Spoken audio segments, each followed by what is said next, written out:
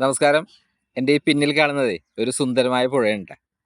കണ്ട പ്രകൃതിയുടെ അതേ സൗന്ദര്യമാണ് ആ പുഴക്ക്. നമുക്ക് കാണുമ്പോൾ തന്നെ മനസ്സിന് വല്ലാത്തൊരു കുളിരാണ് ആ സൗന്ദര്യം കാണുമ്പോൾ, അല്ലേ? ദൈവം എല്ലാവരെയും സുന്ദരമായിട്ടാണ് സൃഷ്ടിച്ചിരിക്കുന്നത്.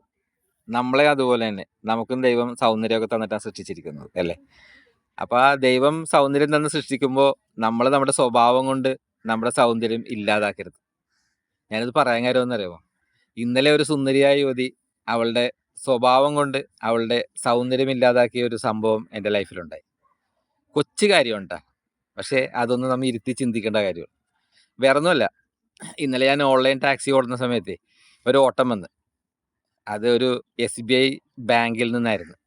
ഞാൻ വണ്ടി ബാങ്കിൻ്റെ നേരെ ഓപ്പോസിറ്റ് ഇട്ട് ബാങ്കിൻ്റെ തൊട്ട് ഫ്രണ്ടിൽ റോഡായിരുന്നു. ഒരു വണ്ടിക്ക് 2 വണ്ടി അങ്ങോട്ടും ഇങ്ങോട്ടും പോകാനുള്ള വീതി മാത്രമേ റോഡിനുള്ളൂ. അപ്പോൾ ഞാൻ അവർക്ക് പോകാനുള്ള ഡയറക്ഷനിൽ വണ്ടി കൊണ്ടിട്ട്, അപ്പോൾ ബാങ്കിൽ നിന്ന് ഇറങ്ങിയിട്ട് റോഡൊന്ന് ക്രോസ് ചെയ്യണം അവർക്ക് എൻ്റെ അടുത്തേക്ക് വരാനായിട്ട്. ഇതാണ് അവിടുത്തെ സീൻ ഏട്ടാ. വണ്ടി കൊണ്ടിട്ട് ഞാൻ അവരെ വിളിച്ച് അവർ ബാങ്കിൽ നിന്ന് പുറത്തിറങ്ങി വന്നിട്ട് അവരുടെ ആ റോഡിൻ്റെ സൈഡിൽ നിൽക്കണേ. അപ്പോൾ അവർ എന്നോട് വണ്ടി വളച്ചിട്ട് അപ്പുറത്തേക്ക് കൊണ്ടെല്ലാം പറഞ്ഞു. ഒരു 3-4 സ്റ്റെപ്പിങ് കൂടി ഇപ്പുറത്തേക്ക് വെച്ചാൽ മതി, എൻ്റെ വണ്ടി കയറാം, അവരുടെ വീട്ടിലേക്ക് പോവാം. പക്ഷെ അവരെ ചെയ്യാണ്ട് എന്നെക്കൊണ്ട് വണ്ടി വളപ്പിച്ചിട്ട് അവരുടെ ബാങ്കിൻ്റെ മുമ്പിൽ നിർത്തിയിട്ട്, അപ്പോൾ റോഡിൽ ബ്ലോക്കായി. എന്നിട്ട് കയറി വീണ്ടും ഞാൻ ആ റോട്ടിട്ട് വണ്ടി വളച്ച് തിരിച്ച് അവരെ കൊണ്ട് പോകേണ്ട ഒരവസ്ഥ വന്നു. ഒരു റോഡ് ക്രോസ് ചെയ്യേണ്ട അവസ്ഥ മാത്രം ഉണ്ടായിരുന്നുള്ളൂ. പക്ഷെ അവരെന്തുകൊണ്ടത് ചെയ്തില്ല, അല്ലേ? ആ സ്ഥാനത്ത് നമ്മൾ ഓരോരുത്തരും ചിന്തിച്ച് നോക്കി. ശരിക്കും പറഞ്ഞാൽ എനിക്ക് ഉള്ളിൽ വലിയൊരു സങ്കടം തോന്നി. കാരണം ആ ഒരു ബാങ്കിലെ ഒരു ഓഫീസറാണ്, അല്ലേ? നല്ല വിദ്യാഭ്യാസമുണ്ട്, സാമ്പത്തികമായിട്ട് നല്ല നിലയിലാണ്. അപ്പം ഇങ്ങനെയുള്ളൊരു സ്ത്രീ എന്തുകൊണ്ട് ഇങ്ങനെ അഹങ്കാരത്തോടു കൂടി ചിന്തിക്കുന്നു? അതാണ് ഞാൻ ചിന്തിച്ചത്. എന്തിനാണ് നമ്മുടെയൊക്കെ ലൈഫിൽ നമ്മളൊക്കെ ഒന്ന് സെറ്റിലായി കഴിയുമ്പോൾ ഇത്തരത്തിൽ അഹങ്കാരമൊക്കെ വരുന്നത്? നമ്മൾ ചിന്തിക്കേണ്ട ഒറ്റ കാര്യമുള്ളൂ, നമ്മുടെയൊക്കെ ഇന്നലെകൾ നമ്മൾ മറക്കരുത്. കാരണം ഈ സ്ത്രീയുടെ അമ്മ ഗർഭിണിയായിരിക്കുമ്പോൾ ഈ സ്ത്രീയെ പ്രസവിക്കാൻ വേണ്ടി ഹോസ്പിറ്റലിലേക്ക് പോയത് ഒരുപക്ഷെ ഇതുപോലെ ടാക്സിക്കാരിലായിരിക്കാം, അല്ലെങ്കിൽ ഒരു ഓട്ടോറിക്ഷയിലായിരിക്കാം, അല്ലേ? തിരിച്ച് പ്രസവം കഴിഞ്ഞ് ഈ സ്ത്രീയെ കൊണ്ട് വീട്ടിലേക്ക് പോകുന്നതും അങ്ങനെ തന്നെ ആയിരിക്കാം. അത് ഒരു കാലം. ശേഷം നമ്മളെയൊക്കെ നടക്കാൻ പഠിപ്പിക്കുമ്പോൾ, നമ്മളൊക്കെ വസ്ത്രമിട്ട് നടക്കാൻ തുടങ്ങുമ്പോൾ, അതൊക്കെ ഒരുപക്ഷെ നമ്മുടെ ബന്ധുക്കൾ മേടിച്ചു തന്ന വസ്ത്രങ്ങളായിരിക്കാം, അയൽവാസികൾ ചിലപ്പോൾ ഗിഫ്റ്റായിട്ട് തന്ന വസ്ത്രങ്ങളായിരിക്കാം. അതുപോലെ തന്നെ നടക്കാൻ നമ്മുടെ മാതാപിതാക്കൾ കൈ പിടിച്ചിട്ടുണ്ടാകാം, അയൽവാസികൾ കൈ പിടിച്ചിട്ടുണ്ടാകാം, നമ്മുടെ ബന്ധുക്കൾ കൈ പിടിച്ചിട്ടുണ്ടാകാം.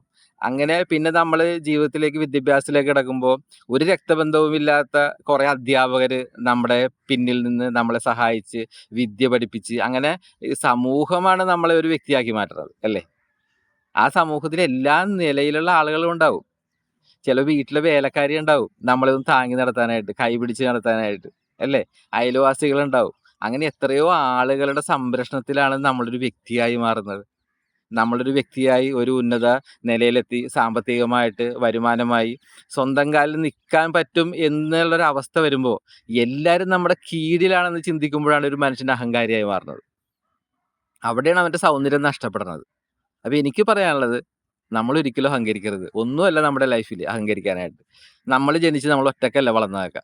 അതിൻ്റെ പേരിൽ കുറേ ആളുകളുണ്ട് നമുക്ക് വേണ്ടി സമയം കളഞ്ഞവർ, നമ്മളെ സ്നേഹിച്ചവർ, നമ്മുടെ കൂടെ കളിച്ച കൂട്ടുകാരി, അങ്ങനെ ഒത്തിരി ആളുകളുണ്ട്. അവരെ നമ്മൾ മറക്കരുത്. സമൂഹത്തെ കാണുമ്പോൾ ആ വ്യക്തികളായിട്ട് നമ്മൾ കാണാൻ ശ്രമിക്കുക മറ്റുള്ളവരെ. അപ്പം നമ്മളായിട്ട് ദൈവം തന്ന നമ്മുടെ സൗന്ദര്യം നമ്മൾ ഇല്ലാതാക്കരുത്. ഓക്കെ? ഇതൊരു കൊച്ചനുഭവമാണെങ്കിലും നമ്മുടെ ജീവിതത്തിൽ നമ്മൾ അതൊന്ന് ചിന്തിക്കാനുള്ള ഒരു നല്ല അനുഭവമായി മാറട്ടെ. അവർ അവരുടെ ചിന്താഗതികൾ മാറ്റി അവരുടെ സൗന്ദര്യം അവർ കൂടുതൽ വർദ്ധിപ്പിക്കട്ടെ. നല്ല മനസ്സോടുകൂടി നല്ലൊരു ജീവിതം നയിക്കട്ടെ എന്ന് ഞാൻ ഈ സമയം ആശംസിച്ചുകൊണ്ട് നല്ലൊരു മെസ്സേജ് നിങ്ങൾക്ക് ഞാൻ തന്നെയാണ് കേട്ടോ. ഓക്കെ?